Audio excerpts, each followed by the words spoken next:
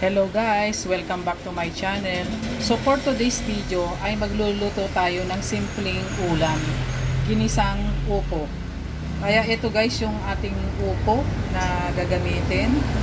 Ayan. Ito guys, kaya ganito tinanggal ko yung mga buto kasi medyo matigas na. Pero yung mga maliliit di ko na siya tinanggal.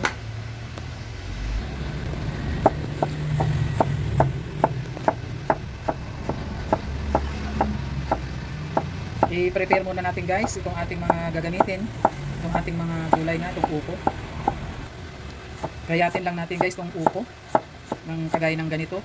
Pero kung gusto nyo namang mas maliit, okay pa din siya. Pero ang gagawin ko yung ganito guys, sa lalaki.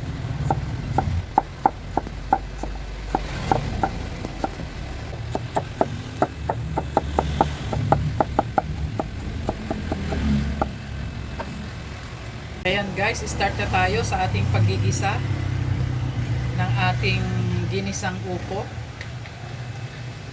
Ilagay na natin yung ating bawang. Isunod na natin guys yung ating sibuyas. At yung ating pork na pansahog.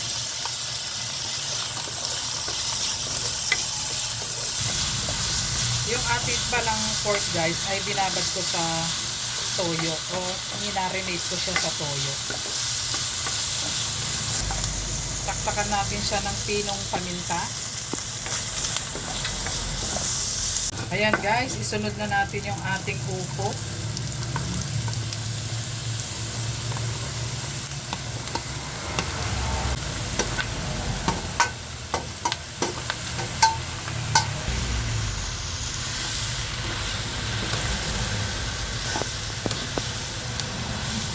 Hindi ko siya guys lalagyan ng sabaw at kusa nang magsabaw itong ating upo. Ayoko kasi yung upo na maraming sabaw siya guys. Lagyan lang natin siya guys ng konting patis. Taktakan natin siya ng kalahating magic sarap.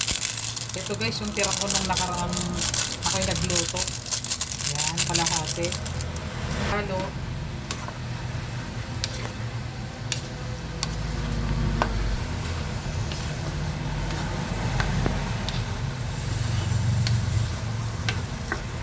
Ayan guys.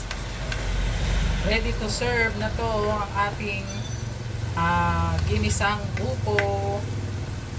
Kaya thank you for watching guys and don't forget to subscribe. Bye bye.